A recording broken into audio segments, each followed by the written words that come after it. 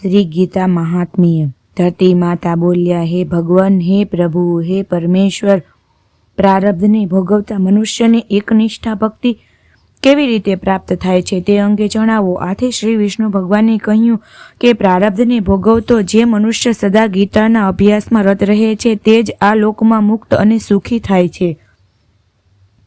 તે કર્મથી લેપાતો નથી, તેમજ પાપો તેને સ્પર્શ કરતા નથી। જ્યાં ગીતાનું પુસ્તક હોય, જ્યાં તેનો પાઠ થતો હોય, ત્યાં પ્રયાગ આદિ સર્વે તીર્થો રહે છે। ત્યાં બધા દેવો, ઋષિઓ, યોગીઓ, નાગો અને ગોપાળો તથા ગોપીઓ પણ નારદ, ઉદ્ધવ અને સર્વે પાર્ષદો તથા શીઘ્ર સહાય થાય છે। જ્યાં ગીતાનો વિચાર ભણવું, ભણાવવું, શ્રવણ થાય છે, ત્યાં હે પૃથ્વી, હું સદાય વસું છું। હું ગીતાના આશ્રય રહું છું। ગીતા મારું ઉત્તમ ઘર છે અને ગીતાના જ્ઞાનનો આશ્રય કરીને હું ત્રણેય લોકનું પાલન કરું છું। ગીતા એવા અતિ અવર્ણનીય પદો વાળી અવિનાશી અધર્મ માત્ર તથા અક્ષરો રૂપી મારી નિત્ય બ્રહ્મ સ્વરૂપીની પરમ શ્રેષ્ઠ વિદ્યા છે।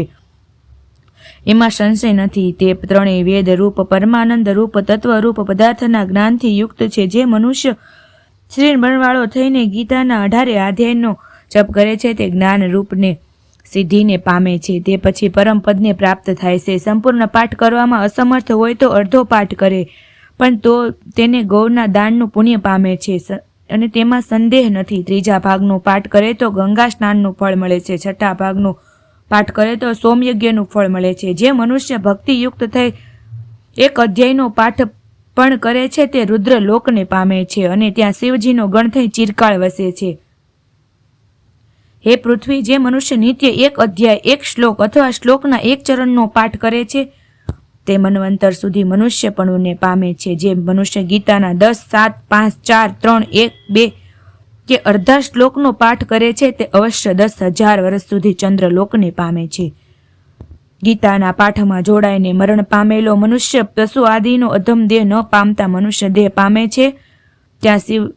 ત્યાં ગીતાનો ફરી અભ્યાસ કરી તે ઉત્તમ મુક્તિ પામે છે। ગીતા એવા ઉચ્ચાર કરતો મનુષ્ય મરણ પામે તો સદગતિ પામે છે। ગીતાના અર્થનું શ્રવણ કરવામાં તત્પર થયેલો માણસ મહાપાપી હોય તો પણ તે વૈકુંઠ પામે છે અને વિષ્ણુની સાથે આનંદ કરે છે। અનેક કર્મો કરી ગીતાના અર્થનો વિચાર કરીને જીવન મુક્ત જાણવો અને મરણ પછી તે પરમ પદને પામે છે।